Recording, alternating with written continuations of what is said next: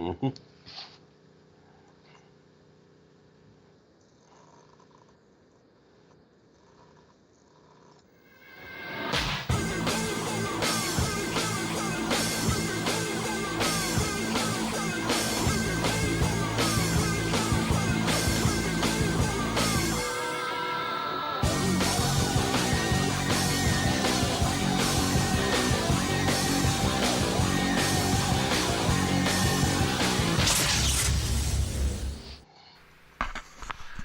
Ladies and gentlemen, welcome to TGW Smackdown. We are your host, OddSmith311, And EvilPenguinGaming. and this week we are kicking the show off with the offspring of the perfect one himself, Curtis Axel. We've been seeing a little more of him lately. He's been looking pretty impressive. Former Intercontinental Champion, former Paul Heyman guy. That's a brand of that's a brand of quality in and of itself. Right. You know, one of my biggest regrets with the Paul Heyman guys is that he couldn't have been with Cesaro longer. Yeah, I agree. I think he could have really gave him that mouthpiece that he needed, because he has everything else. I think he has charisma. I just don't think he has I mean, he doesn't have a bland character. He's not overly. He reminds me kind of a Bret Hart, honestly. Like, I could see that, yeah. you know what I mean? Like, Bret could get emotional, and Bret was good at playing it. You know, in his own way, he was good at manipulating the audience. But at the same time, he didn't have that over the top like Ric Flair. Right, kind right. of, you know, Shawn Michaels when he's getting real riled up.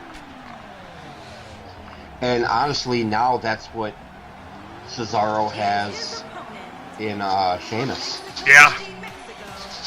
Which, I mean, it makes sense why they complement each other so well.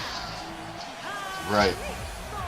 I still think that's one of the more genius bit of storytelling they've done in the last couple of years, where they had the way they had those two completely hate each other's guts and just beat the living hell out of each other, and then they had to be a tag team, and they slowly went from hating, you know, still hating each other and having to get along, and now they're like this unstoppable force. It's so cool. It really is. I'm really glad they put those two together. It's that long-term booking that we talk about, that they can't always do the way they used to do, but sometimes they still manage to, you know, they do pull it off. I thought the Chris Jericho Kevin Owens was a pretty good build when it was said and done. The way they ended that with the Festival of Friendship was amazing. Yeah, because, I mean, you knew from the beginning, you knew that they were going to eventually butt heads, but that just took it to a whole different, over-the-top, I don't know, it was great. And those two are just so good anyway, being heels. Right. I'm kind of excited that they're doing a triple threat match with Sami Zayn, Kevin Owens, and AJ Styles. That's going to be a fun one to review. Ooh, elbow drop. Right. Curtis Axel once again coming out here looking impressive.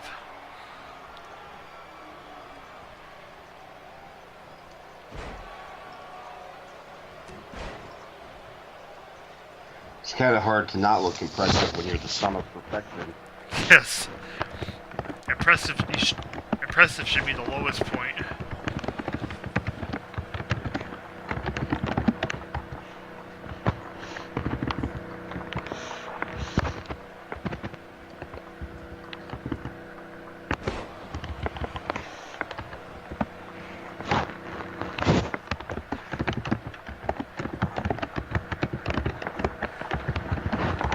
To the outside. Just gonna set him up here. Beautiful move. Perfect. Ah, I see what you did there. What?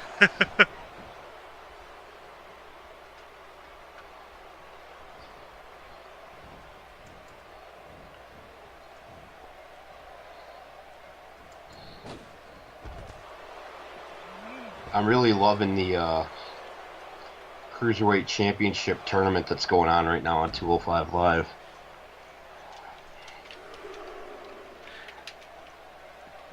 Who all's in it? Well, they haven't all been revealed yet. They're getting revealed week by week.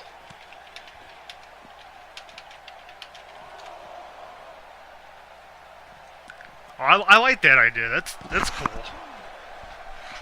I wonder if we'll see Ray show up. I guess not out of the question.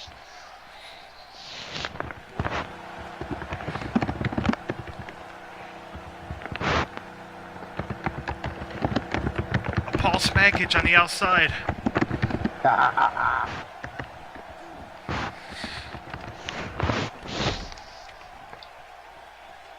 Good old Paul Smackage from Grapevine, Texas. It was funny because Johnny Gargano was telling a story about how when he was 8 years old, he got to be he found himself in a situation where he got to kind of wrestle a dark match. That was great. I thought it was the greatest perfect. That was my WrestleMania. It was like the worst small package of all time. Oh, not even a 2 count. I thought that was a 2 count for a second.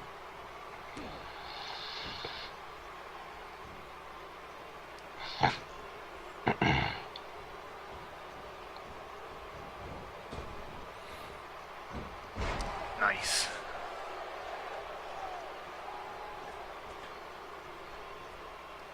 But one. Kick in the air. Only once. And a Phoenix Splash. That move always looks so much cooler when they do it like that out that middle rope for some reason. What the? Interesting combination there. I think it was a bit of a glitch. Life glitch. Oh, SDS. 1, 2, 3. And a nice victory by Kalisto. It's too bad that kind of derails Curtis Axel a little bit. Yeah, but I mean, he looked good in that match, and I think he can't win them all. I think, having a moment of sportsmanship kind of plays in his favor as well. Unless he turns around and attacks him. Okay, good. And a good way to kick off this week's show. And I believe up next. The excellence of execution. Hit the Brett Man Hart. Oh, wait a minute. Is that like Rock the Dwayne Johnson? Yeah.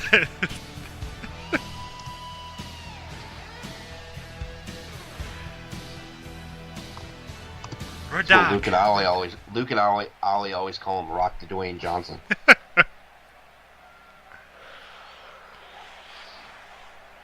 Yes, Brett, speaking of his proud heritage, his father running, Stampede Wrestling in Calgary. Stu. Yeah. Let me stretch you there, bud. It's got some big arms there.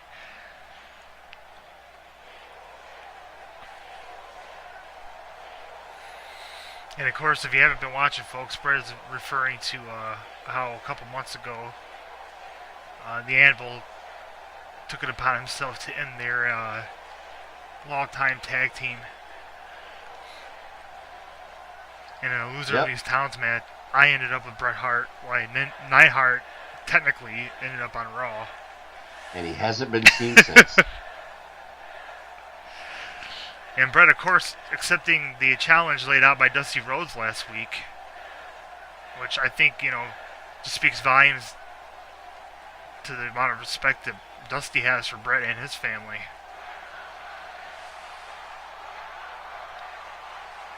Oh, now he's speaking The Rock's name. Yeah, The Rock taking a little jab last week. We, of course, Sami Zayn got a surprise victory over Bret Hart a few weeks ago, which, not to take nothing away from Sami Zayn, who's a great competitor. I think we were all just kind of expecting Bret to kind of come on the top of that one. Now he gets a chance here to kind of redeem his name against the American Dream. We talk about, yeah, that'll be a great match. This is your perennial old school versus new school passing the torch. But as always, you can't take nothing away from Dusty. And if he comes in there swinging, man, Bret Hart's gonna have his hands full. Oh, absolutely. We seen Dusty come out here last week, or was the week before, I believe, and face Sami Zayn himself with an impressive victory. Yes. Titus O'Neil. Millions of dollars. From where in Florida? Waco? Lago? I don't know. I didn't understand JoJo for a hot second there. Speaking of JoJo and hot. Oh yeah, that was on purpose. Oh yeah. Yeah, she's I mean, they went from Lillian Garcia to her. I think that was a good transition. Lillian Garcia was easy on the eyes too. Lillian Garcia is one of only 2 people in the world that could bring a tear to my eye when she sings the national anthem. Oh yeah, dude. Amazing voice. And her podcast brings kind of a different angle. Aha! Ah, Mr. Tyson Kidd. Speaking of Bret Hart, The very interesting. husband of Natalia.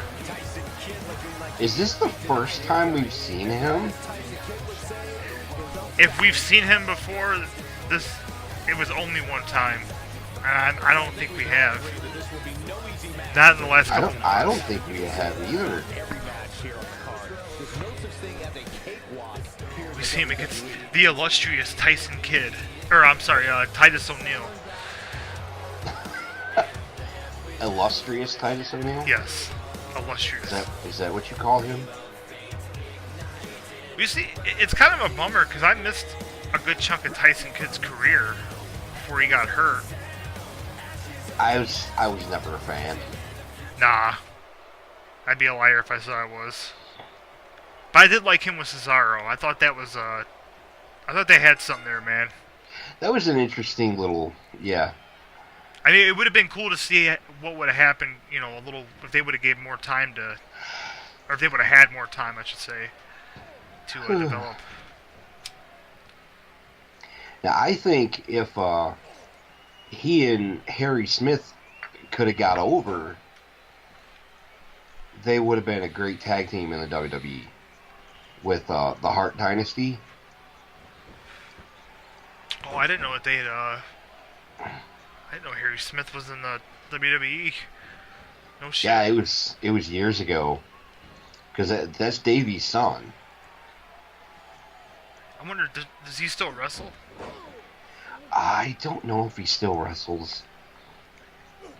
I think he was actually, if you subscribe to Sean Mooney's podcast,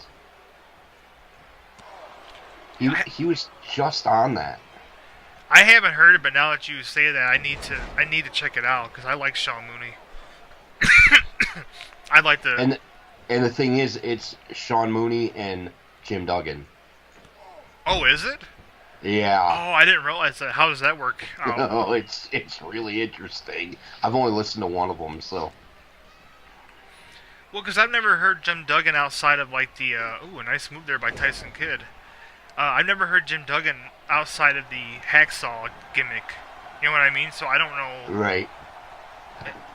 For all I know, he speaks like a freaking Harvard professor. I don't. No. No. No. You heard it first here. What you hear in the hacksaw gimmick is Jim Duggan. Tough guy. It was almost painful to listen to, honestly. Does uh does Mooney help balance him out at all? He tries to. Like I said, I mean, I'm basing this off of listening to one episode of the podcast, so it could be better. I may have just got kind of a weird one. True. I have to check it out. I wanted to check out. Really, thank you. That was a really long chin lock. and now to the nerve hold. Wonderful. Working over that upper right side of Tyson Kidd. Ooh. A bald headbutt.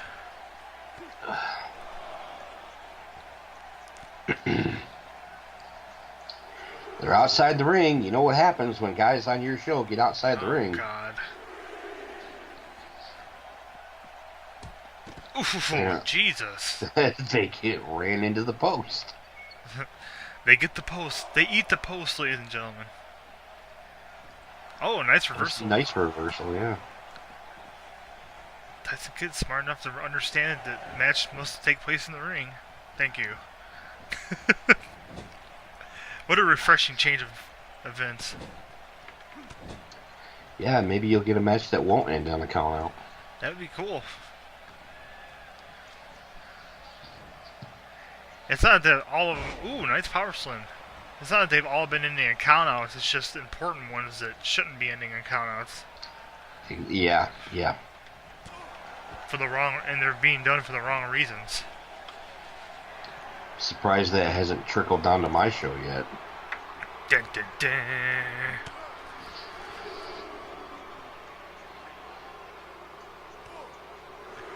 Well, hopefully it won't. Hopefully it becomes a minor inconvenience for us and the fans. Oh, jeez, oh, Pete. Ooh. Oh, man. It's seeing a bit of aggression out of these two that we don't usually... I wouldn't be surprised if this one ends on a count out after that. These guys definitely putting full force into it. Is that 8? That was 8. Kid in the ring. Oh my God. Well, at least they didn't both get counted out.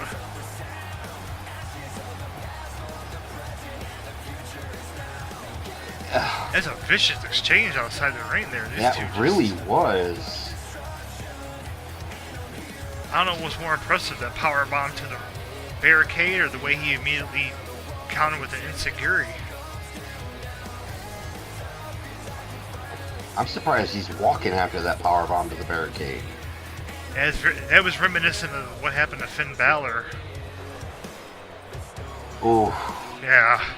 See, but you know what happened with him is he had his arm up, and his right arm got caught on top of the barricade when he landed.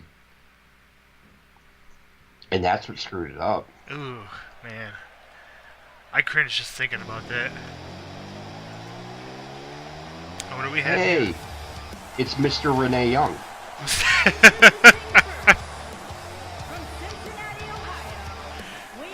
I always forget he's from Cincinnati. The Lunatic Fringe. Folks, here comes Dean Ambrose, a man who likely has no idea where he is right now.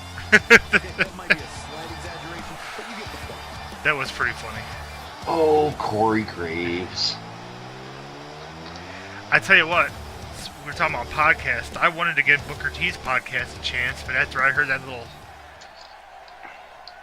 Not only was that like just annoying to listen to, but his sidekick or host or whatever wasn't helping the situation any.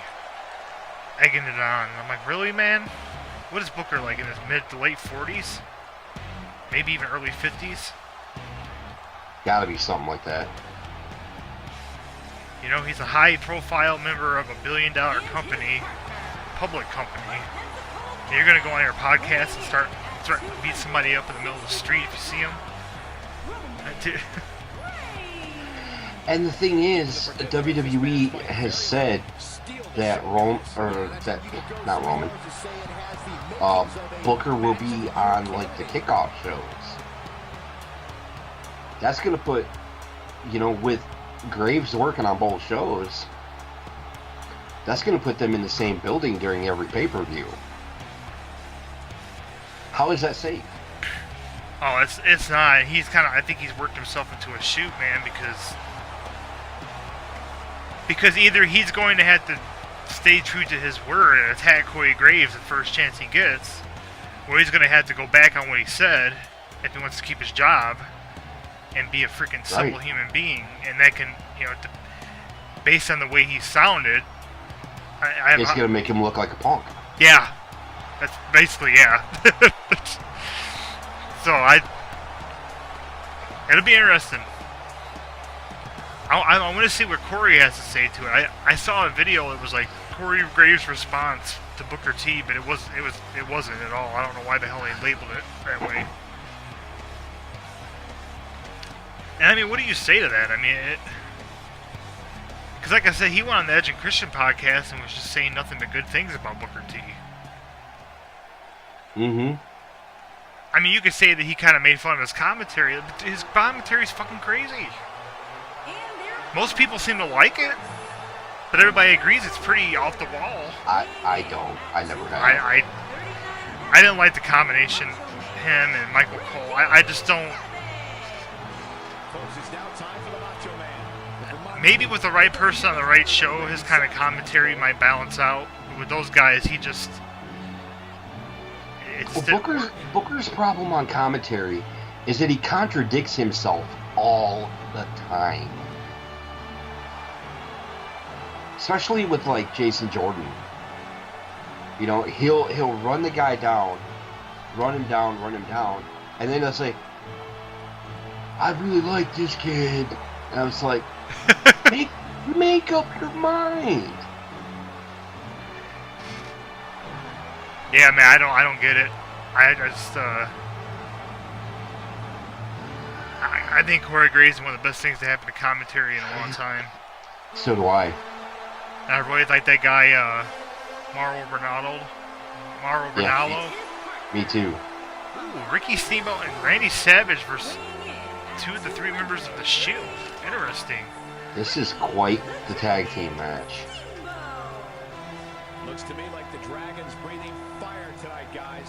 This is me looking at my roster going, as a fan, this would be a badass match. Yeah. Tell him up on. Stop. See, that's all you had to do. Just yell at it. It solves all life's problems.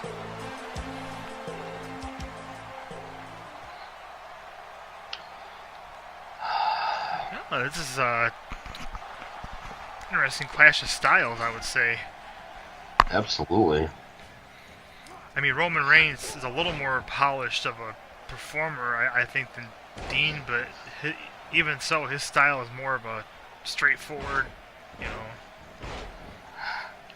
But I don't know, like I said before, I've seen him in the past. You put him in there with the right opponent, man, he can go like in that style. So, Dean Ambrose, on the other hand, I mean, pretty crazy. He can get on the mat when he needs to. I think that's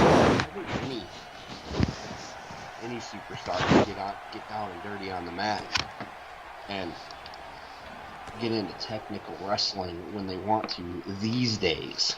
Yeah. Before, when we were growing up, you had people like Zeus who, to coin a phrase, couldn't tell a wrist lock from a wristwatch. So painful. So painful. But man, I tell you what, they got a lot of mileage out of that. I mean, they did something I don't think anybody's ever done before. Take a movie star and turn him into a pro wrestler, and that kind context, you know, like That was the first Pritchard show that I listened to. Was the No Fart episode. that's one of my. I love that. Ooh, kind of a jackknife type power bomb there. Yeah, then when he talks about how he wouldn't get in the red car because he was Oh my god. the gang colors and stuff, so he got a maroon car. And Reigns, oh. Yeah, because being in gangs is wonderful. Oh yeah. So respectable. I'd rather be in a faction. Yeah, me too. Like the Shield. Or the NWO. For life. Oh, Superman punched.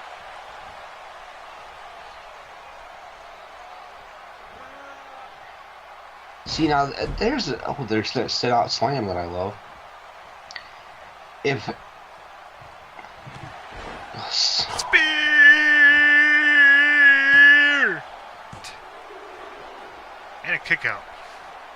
oh, you're giving me a short one this time. I didn't even know I was going to do it. I wasn't prepared. It's a spontaneous spear. Well, I didn't know Roman Reigns was going to do it, so I... No, me either, because he wasn't in the corner getting all set up for it like he usually is. Yeah, he just did both of his finisher and his signature like in short range. Not wasting any time is Roman Reigns.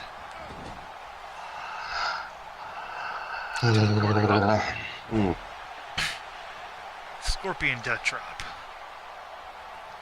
It wasn't the controversial DDT. No. Hopefully we'll see how That's later only on. Christian. However, that was a Mr. Perfect neck snap.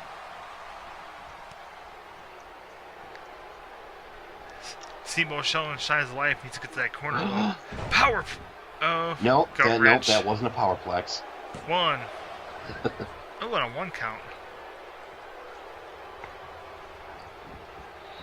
Powerplex is where it starts from that gut wrench position, but it turns into a power bomb.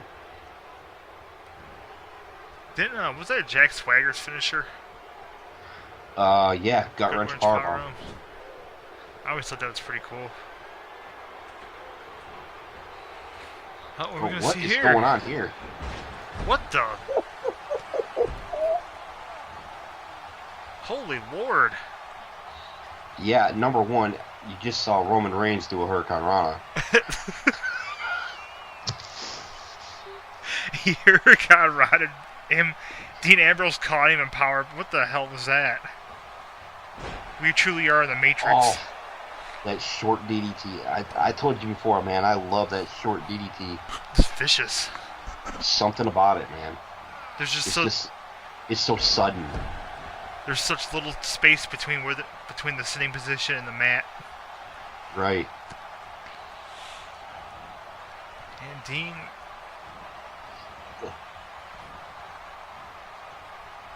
I thought he was going to do something more violent. Yeah, me too. He gingerly walks into the corner. Steamboat going for the hot tag. Hot tag! The Macho Man. Yeah, dig it. Snap it to Macho the Man side. elbow. My macho boots. My macho pants. Pile driver coming up. Oh. Ooh! Classic.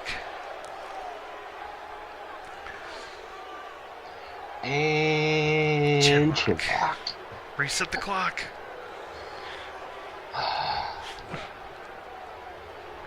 The chin clock. The chin clock. I don't know, I think chin lock clock sounds funnier. Yeah, me too. I thought, oh, Savage going up top. I still have to send you the Bedrock Rock. I forgot to. Oh, Go for the elbow. beautiful. The cover. One, What? two. Nope. Oh. Reigns need to break it up. It's the bad thing about doing the elbow drop is you kind of telegraph it a little bit.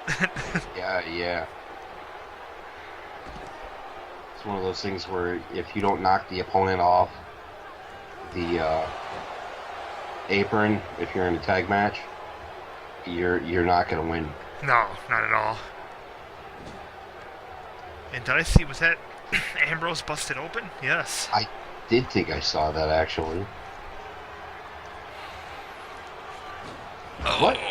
arm dragon twist off the top rope. And now just a brutal beating of the mat.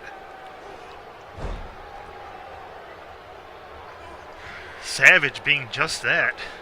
Taking it to Dean Ambrose. Oh, nice reversal.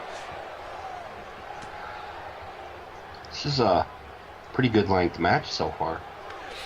Yeah, and both the teams have kind of went back and forth pretty evenly.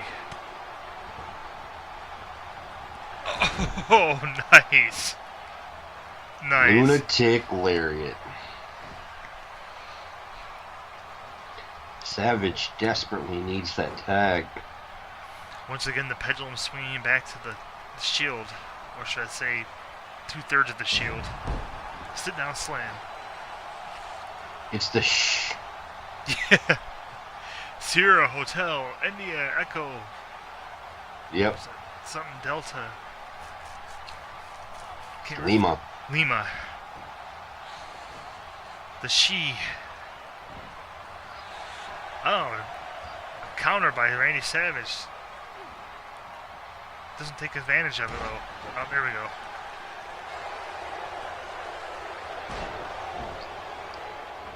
The fabulous flying knee drop. One, two.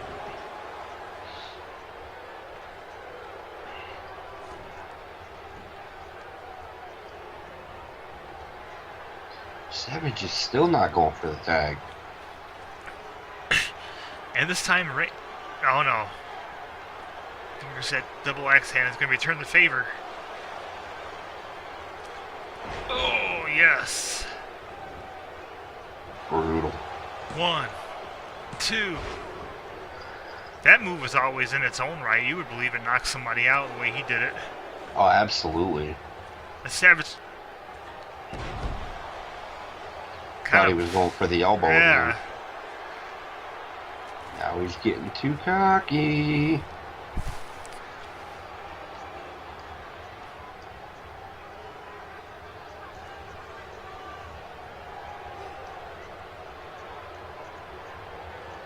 And, oh. Beautiful stun gun. Now Roman Reigns is the one who looks like he needs to make it to. Oh. But of course, he's not going to. Because Superman punch. Oh, Lord. This could be it. 1. What? Steamboat's 2. not getting in to break it up. I'm surprised by that. Yeah, Steamboat didn't try to get in and break it up. Oh, no. Usually after a Superman punch, that's been lights out for a lot of guys. Oh, see, now he's setting it up. Spin!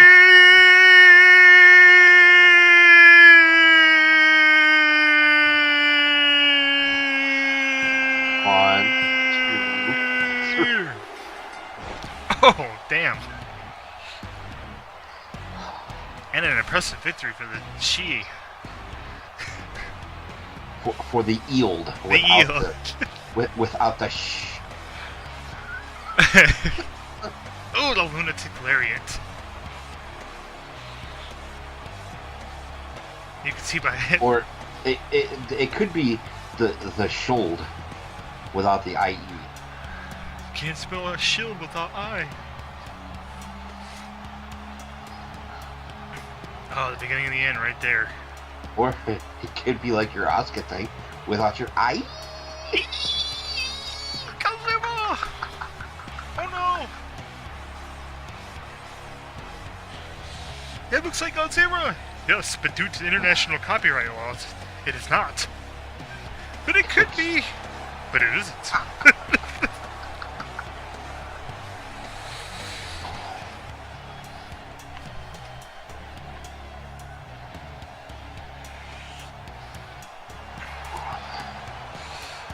And Roman Reigns, Dean Ambrose standing tall. this tag team bout. Up next.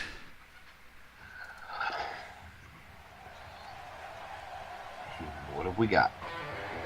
Oh. Oh. Baby! Mrs. Foley's baby boy. From Truth or Consequences, New Mexico, weighing in at 287 pounds. Yeah, I went back, I was watching his promo he did with Jim Ross when he first came into the WWE. Oh, God. Man. It doesn't matter how many times I watch it and how many times I remind myself that it was, you know, set up, that it's not a real response and a real reaction, because it just gives me shivers every time I watch it. Yeah, me too.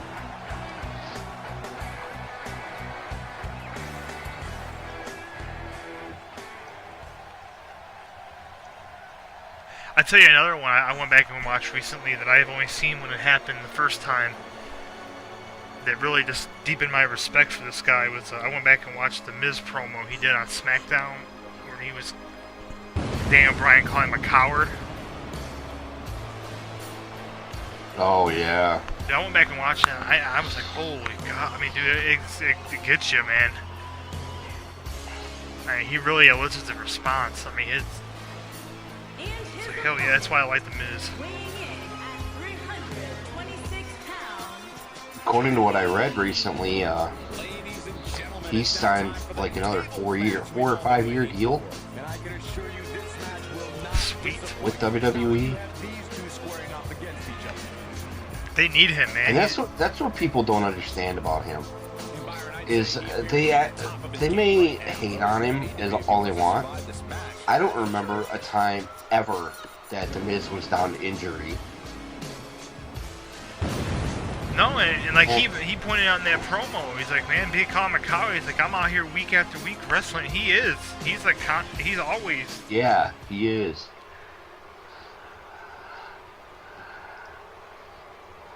I don't know. I think he's really carved a niche for himself. I think that anybody who says that he doesn't belong in WWE just doesn't understand doesn't understand it. No, what they're I watching. completely agree. We've got ourselves a tables match. Man, Cactus Jack's getting pretty brave here. Taking on Kane. Of course, I don't think the size factor's ever been anything that Cactus Jack's worried about. No. I.e. Vader. Exactly. But, oh. Kane just as big as Vader. Also wearing orange and red.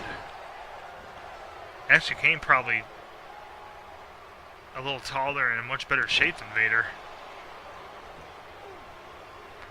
You gotta give Glenn Jacobs credit, man. I mean, he's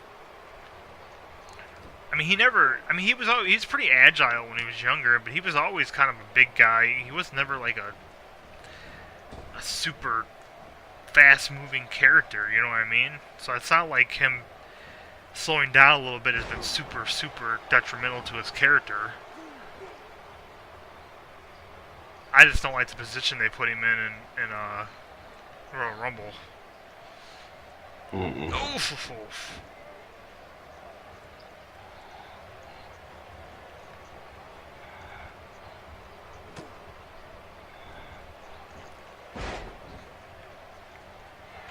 A surprising wrestling move from Cactus Jack.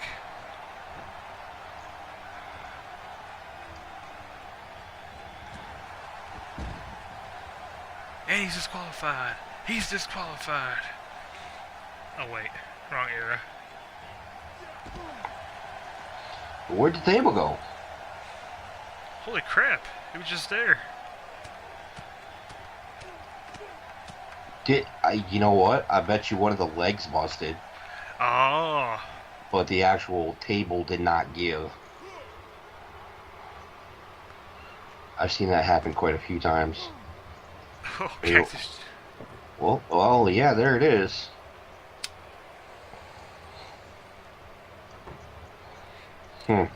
And of course, ladies and gentlemen, they must go all the way through the table in order for this to count as a victory.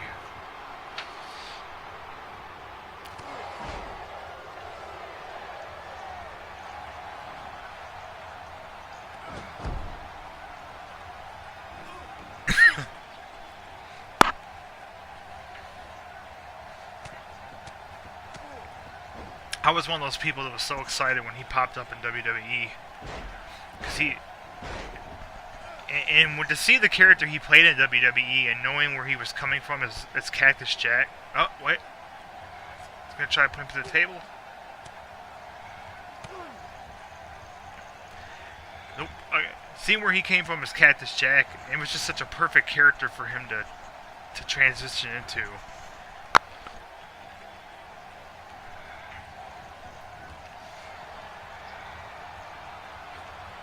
And Kane. Uh-oh. Oh! Wow. We have a winner.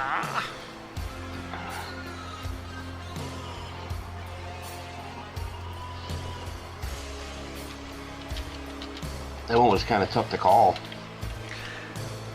Yeah, I mean, the table aspect just levels the playing field so much, you know. Yeah, I agree. Difference.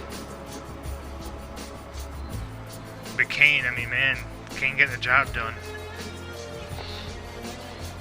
I was expecting to see a chokeslam or something, and he surprised us by coming off the top rope.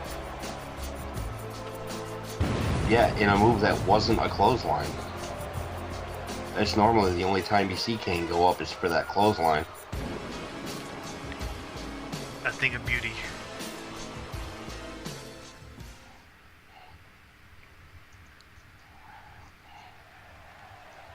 And next up on our show, I believe we have... Oh, yes. Uppercoming star has really been making a name for herself the last few weeks. And one of my personal favorite new finishers right now. Dude, totally legit breaking kayfabe. I'm so mad at myself for giving her up to you. I know, I was surprised you were so... You're like, yeah, whatever.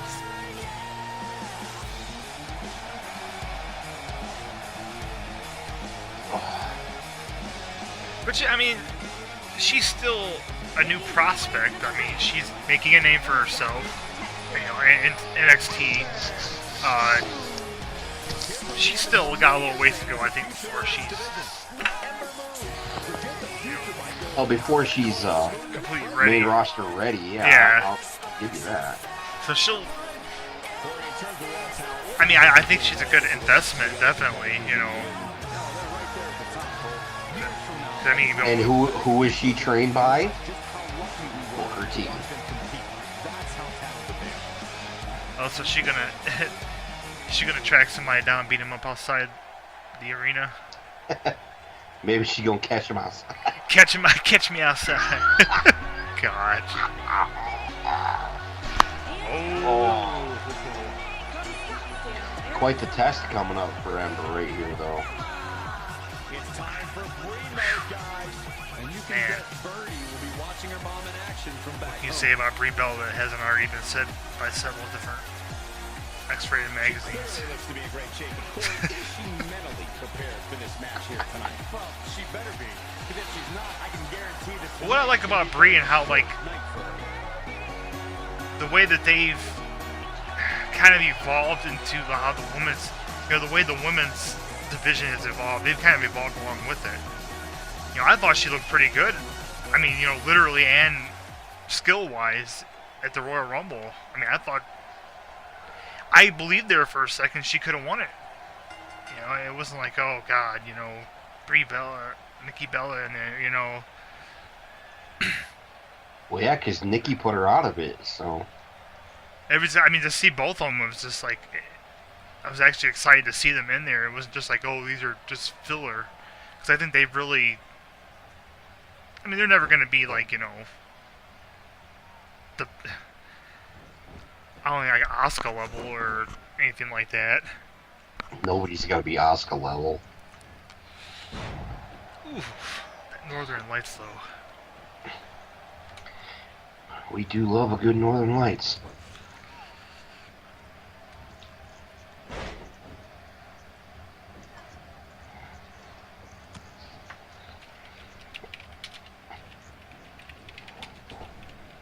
But, oh, beautiful drop kick.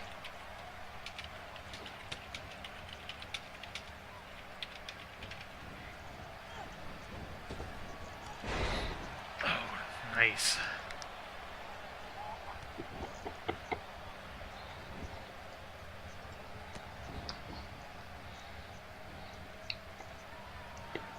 Well, as much as I just put over Miss Bella herself, or Mrs. Bella, whatever, soon to be, I'm gonna go with Ember on this one.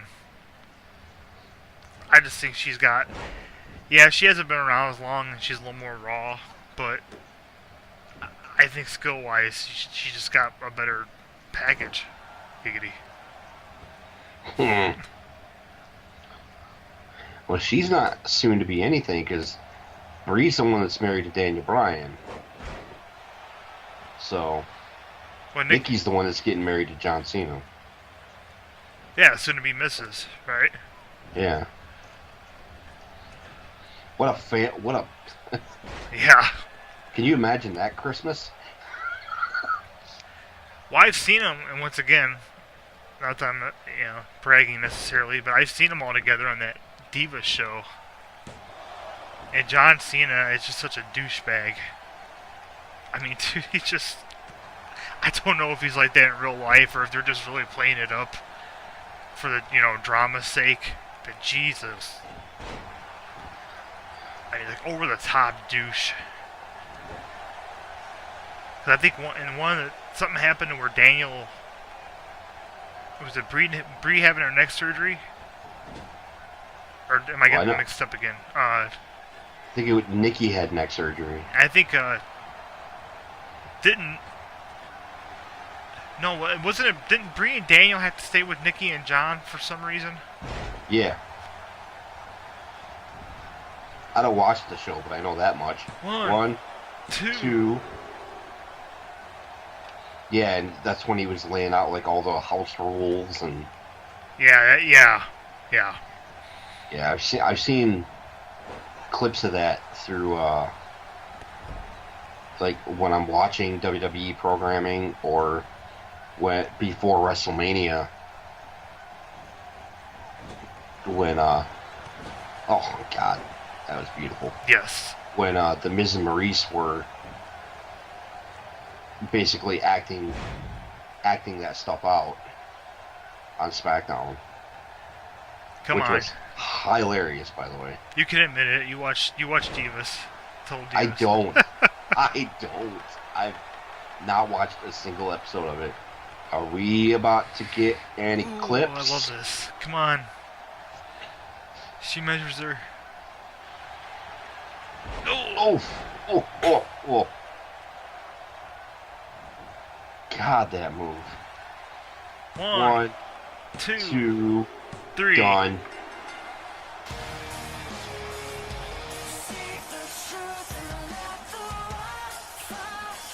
I tell you, man, Ember's been on quite a roll lately. Yeah, since coming up to the main roster, she's got herself over. That finisher low, man. Oh. And like I said, you can still see there still needs to be some refinement there. I mean, her match isn't maybe as fluid as some of her contemporaries, but once again, when she has a raw skill, and she's gonna be just fine.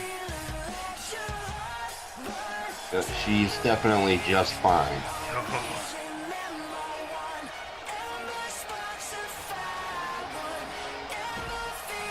I wonder if she's going to be healed in time for the takeover for WrestleMania. Oh, she will be. Or is she already okay and she's just kind of kayfabing the arm injury? I can guarantee you she'll be at the takeover before WrestleMania. Ah. Mr. Bret Hart. after accepting Dusty Rhodes' challenge earlier, now we've got a match for Le Hitman. Yeah, every time we see him come out here, man, he's been perfecting that sharpshooter. Man, usually once he gets that clamp down, there's nowhere for him to go. Well, you know, Owen created the sharpshooter. Oh, did he really, or was that? I doubt it, but What? Because it wasn't. that was the storyline back in the day. Oh, okay. I didn't know if it was that, or if you were actually saying that was like true. Because I don't know. Because I thought Sting had got the move from Japan or something. Wasn't Sting doing it first? Was Sting doing it before Brett? I don't know. I don't know either. Ooh, man. Talking about a test here for Bret Hart. Right. But that's like asking which came first, you know, between the chicken and the egg. Was it the Scorpion Deathlock or was it the sharpshooter? I'm going to ask Google.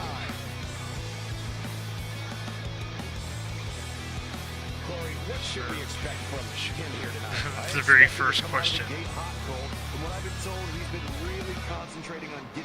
Okay, the move was invented by Japanese professional wrestler Riki Choshu and was popularized by Sting, who mostly does the standing variation rather than the sitting variation. Interesting.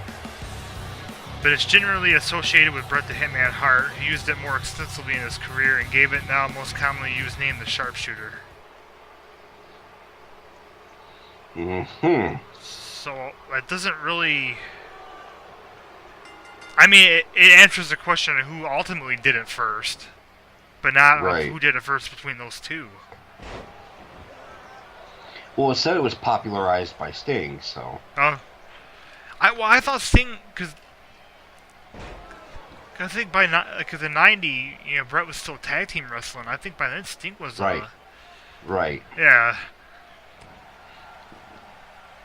Because I know Sting got derailed because I was actually just listening to the What Happened When podcast, and they were doing the Bunkhouse Stampede where Sting got his leg, or his ACL torn or whatever it was, and I know that derailed him because he was supposed to be the answer to the Ultimate Warrior, so that tells you that time frame. Yep. And that's when Lex Luger got put in that spot, and he got kind of elevated, much to the chagrin of just about anybody involved, including the people who did it. But it was like, we need a babyface right now. And I forgot I've seen that before. That was when ooh, what nice was move. That? It was like a hammerlock Russian leg sweep. You know, a match with these two, you know you're going to see a variety of excellent technical wrestling holds. Oh, absolutely. Kevin Owens, of course, takes part of his namesake from the Owen Hart name, from the Hart family. But that won't stop Kevin Owens from doing whatever he has to do to win this match. Well, his son's name is also Owen. Yeah. So that's pretty cool.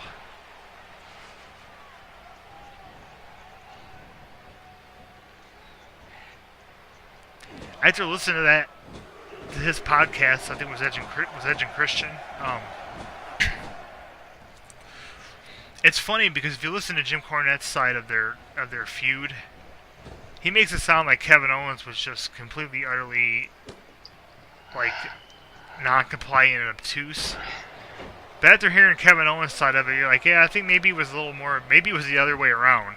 Like, Cornette wanted to do things one certain way, and he decided he didn't like that. You know, who knows, man? I don't see. It's hard to believe anything you hear from anyone. Yeah. Man, you know, there's all these podcasts out there, and don't get me wrong, I love to listen to them. But there's so many guys that are so incredibly bitter. Yeah.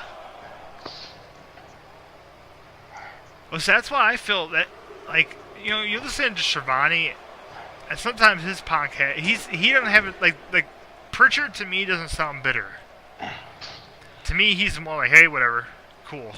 He sounds more like somebody who's learned a lot of lessons from, you know, I'm sure he's still full of shit when it comes to, you can tell he's full of shit on certain stuff. This, what was it, the Royal Rumble 98 episode where he was trying to defend Shawn Michaels' behavior. It was just ridiculous, especially since I've heard him condemn it in other episodes. He was just arguing, just, ooh, beautiful DT. But, I mean, then again, it's entertainment, you know.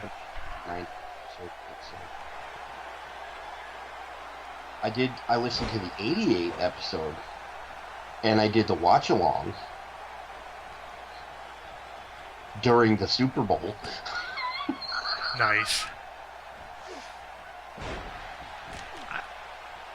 It was pretty cool. I learned a lot of stuff. I didn't know, you know, the Royal Rumble. Oh. Here comes the Scorpion Deathlock.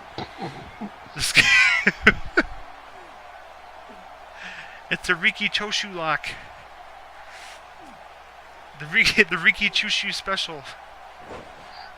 Oh, I couldn't quite get in that time, was it? You know, Brett, a natural competitor. We've seen, like as we said, we've seen him get his legs as a single competitor here over the last several weeks. One, two. It's going to be known as the Scorpion Death Shooter from now on. The Scorpion. The Scorpion Death Shooter.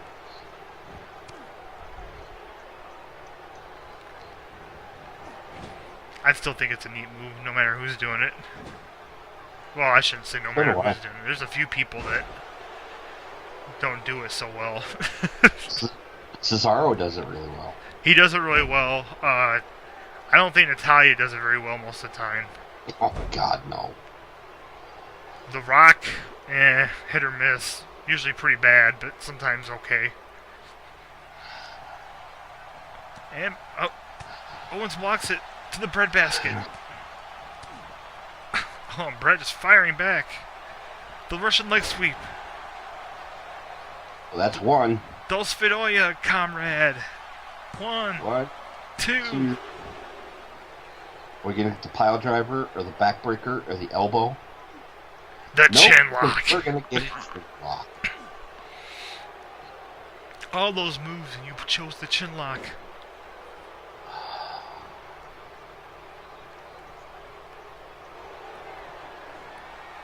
Oh, there's the pile driver. Oh. That's the beginning of the end for Kevin Owens. Come on, give me the backbreaker. Give me the backbreaker. Nope, DDT. Busted Owens open, though.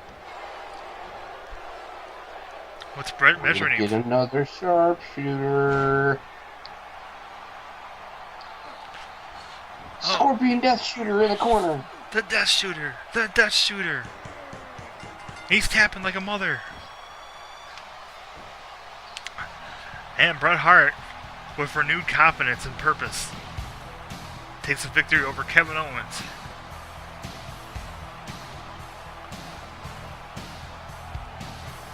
And these two actually had a little more straightforward of a match. I thought there'd be a little more back and forth, but I don't know. Kind of an even. I thought it was decent. Oh, it was good. It was a little more. I guess I was expecting a little more viciousness out of Owens, and maybe it was a respect thing. That could be. Not to take it. I mean, I thought Owens had a good performance. There was almost like a different side of KO.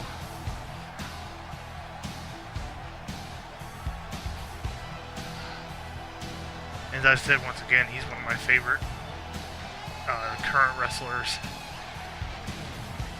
Absolutely. For the same reason The Miz is. I mean, Neither one of them are Rusev. No. Oh, by the way, happy Rusev Day. Happy Rusev Day. Rusev Crush. We need Aiden English out here. Alas, I don't know if he's at the building tonight. He's celebrating Rusev Day off-site. Your winner, ladies and gentlemen, Bret the Hitman Hart.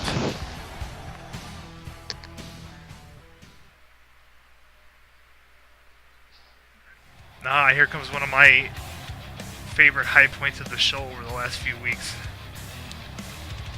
Seth Rollins and his open challenge. It'd be interesting to see who answers the open challenge tonight. And last week he took on Bam Bam Bigelow in a very, very, ooh man, tough bout. Bam Bam Bigelow took him about as far as he could.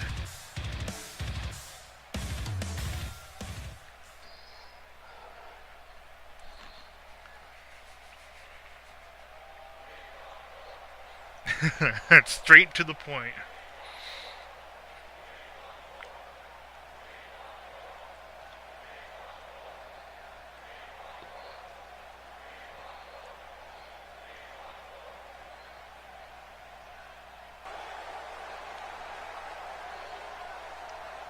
Crowd all of a sudden really hyped up. Ooh. Oh, the total package. We were just talking about him. Oh man, what an interesting change. Of course, this would be if Lex Luger could take this from Seth Rollins.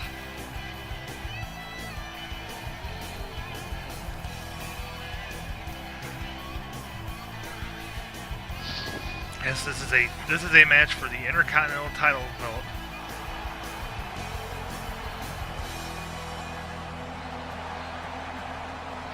I like the fact that there's no ring introductions on these matches. Because, I mean, Rollins comes out and introduces himself. Yes. I admire his style. Short, sweet, and to the point. He wants a challenge, and he wants to get it going. And a challenge he will get. Well, absolutely from Luger. And once again, more like Bam Bam Bigelow. This is more of it's just different style. You know, Luger not as massive as Bigelow, but every bit as powerful. Especially with the chin lock. Yeah, I mean, dude, the chin lock can break somebody's neck, and their chin, and their lock. It's the face clutch. And we call that a knee to the nose. As Rollins hits him with the... Oh, nice.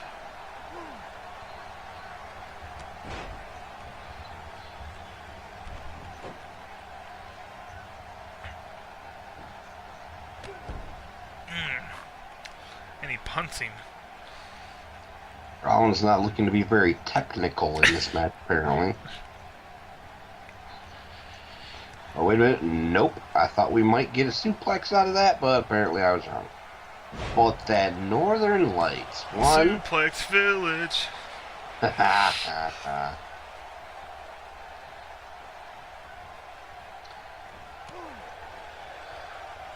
Another big time knee.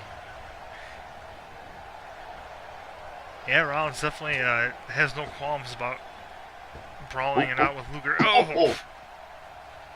Power bomb on the floor. That's more like a kind of a snap power bomb, actually. Oh man, you could hear Luger's legs hitting the stairs. Well, and I guess if you take out his lower back, he can't use that rack on you.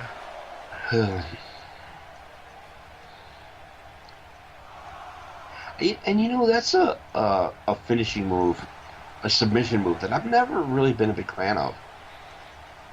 Oh, the torture rack? I'm not a big fan of it. I think, like, Lex Luger doing it, because I don't know, who else ever did it? Did anybody else? As a finish? Yeah. I don't know that I've ever seen anybody else do it. Nice blockbuster. I tell you what, I think if Braun Strowman did it, I think it'd be believable. Oh, without a doubt. I mean, Luger's I mean, he was in great shape. I mean, he's a powerful guy. I mean, hell, I thought it was pretty cool. Like when he was able to torture act like the big, or not the Big Show, but One, the Giant. Oh, two. the Giant. That was a mean feat. Oh, absolutely. That's like I told you before, though, man. I'm a full Nelson kind of guy. It needs to be a T-shirt. I'm a full Nelson guy. Comes that kick. Boom! We're going to see that ripcord? The Kingslayer? No, we're going to see a standing moonsault. I never cease. Oh, God. Man. That kills. I never cease to be amazed by the people who can do standing moonsaults like that. Oh, me either. Boop! There it is. Cover. One, One, two, three. Not near as challenging as some of his previous encounters, which is quite a surprise. Yeah, I expected a little more. I expected him to come out here and throw Rollins around a little more, to be quite honest with you. Yeah, me too. But I think Rollins played it smart. Now, let's take some of those opponents though. If you really look at it in perspective, you have Tatanka, who's had the best match so far against Rollins. You had Bigelow. Tatanka and Bigelow had a program together at one point in the late 93 into 94. And you've had Luger. And I want to say that Tatanka and Luger have tagged before. Yeah, I feel like they've done something. Right to you? They've done something, man. They were in there around the same time. They overlapped a little bit. Even if they didn't tag together, they might have had. I don't know if they had like. I mean, I know Luger and Bulldog did as the Allied Powers. I loved that tag team, by the way. It's a good power team, man. Oh. I'm a giant tag team guy.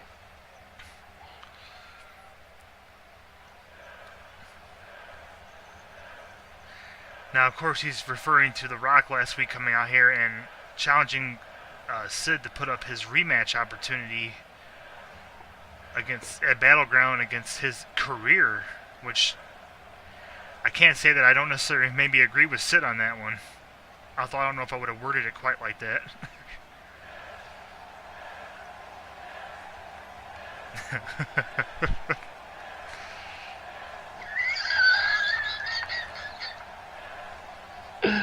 Oh, that's good stuff.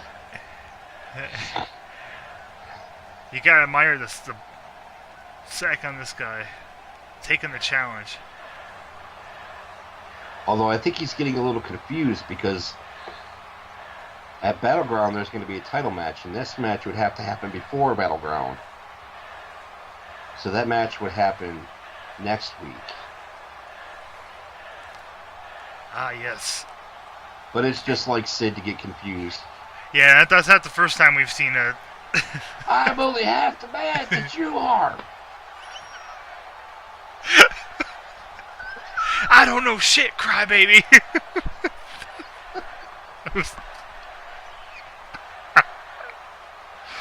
Or no, it's something. I have half the brains that you do. Yeah. Wasn't that like Scott Steiner and Buff Bagwell? I think so.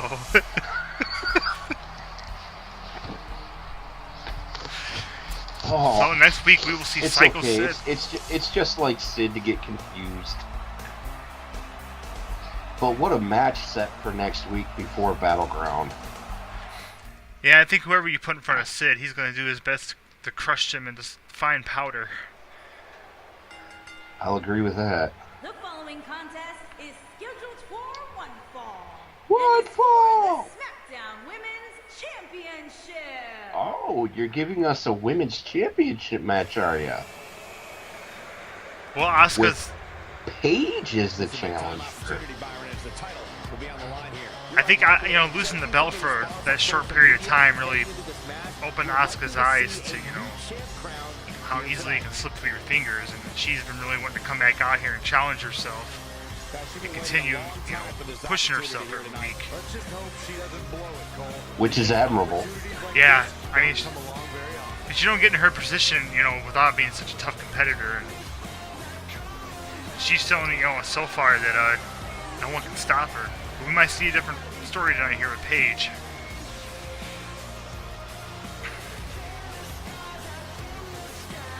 Now, arguably, Paige not as polished and maybe as rounded as Natalya, hasn't been around quite as long. But just in the short time she has wrestled, has been so impressive. Oh, absolutely. And I think I like her. She's more more explosive of a personality. And Natalya to me is more a little vanilla. She is that. And there she is, ladies and gentlemen. My Chinese Lita. Yep, I was gonna say it. You beat me to it, sir.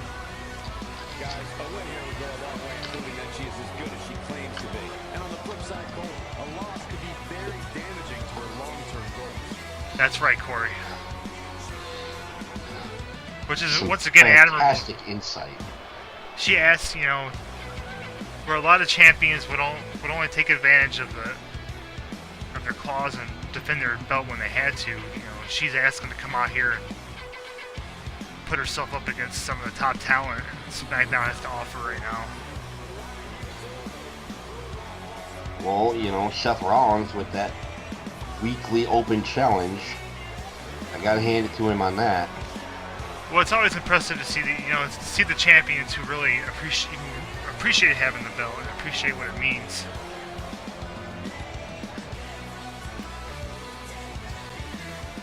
Well, take my tag division.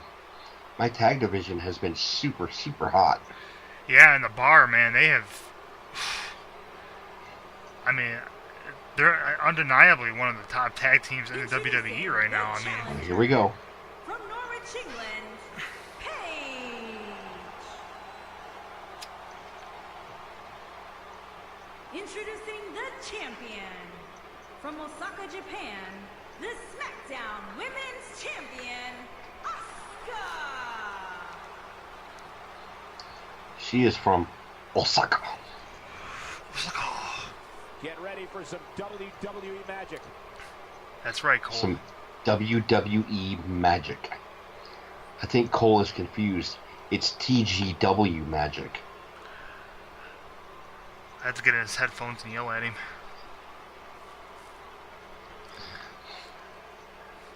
Yes, the tag team division. I mean, arguably, it's hard to argue that the Bar isn't the hottest tag team in the whole of TGW right now.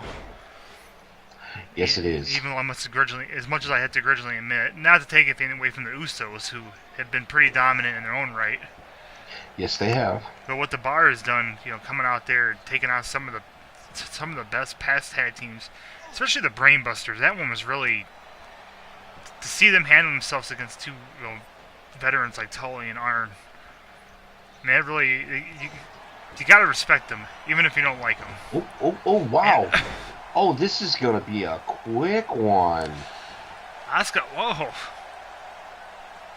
Oh, wow. You weren't kidding. She wanted to come out and prove herself. Oh, man. Holy God. What have I done? I think I fed Paige to the wolves. Yeah, you did, buddy. Whoa. Asuka wasting no time with Paige. Like, no time. Paige was not ready for that. I mean, from the moment she turned around, Asuka was on her. Oh. Wow. Not only was the match longer than the ring introductions, or the entrances, it was longer than the introductions. Yeah. In Yeah. JoJo's introductions, if it was, or it was shorter than the introductions. I know It what may you have been about, yeah, I all flustered because that match was like blink and you miss it. Also, Asuka. Also, Asuka. Yes, you are correct. No, you're right. I mean, that makes you. As much as we talk about the Bar being the dominant tag team in the TGW, you can't help but wonder if maybe you can give Asuka the claim of one of the most dominant, if not the most dominant woman right now. Well, I'm gonna disagree with you there because Lita has not been dethroned at all. True. But we'll save that argument for another time. Ladies and gentlemen, that has been week 3 of July of TGW Smackdown. Please remember to like us on Facebook at facebook.com/TGWrestling. You can follow us on Twitter at ThoseGuys734. You can follow me on Twitter at EvilPenguin1981. You can follow my fellow GM and tag team partner on Twitter at OddSmith311. And you can search for us on YouTube by searching Those Guys Wrestling. Or you can search for BananaRoMa TV on YouTube by searching #ControlFreaks. We're usually the top entry at the top of the search. If you go to our channel, go to the right-hand side to feature channels, you'll see Those Guys Wrestling. Don't forget to subscribe to BananaRoMa as well. And you can catch past episodes of TGW Raw, SmackDown, and as well as the pay-per-views and reviews and other programming we've done on both those YouTube channels and on our Facebook channel. So no excuse not to watch. That's right. So, for OddSmith311, I am Evil Penguin Gaming signing off. And as always, we have been counted down. 1, 2, 3. Those guys.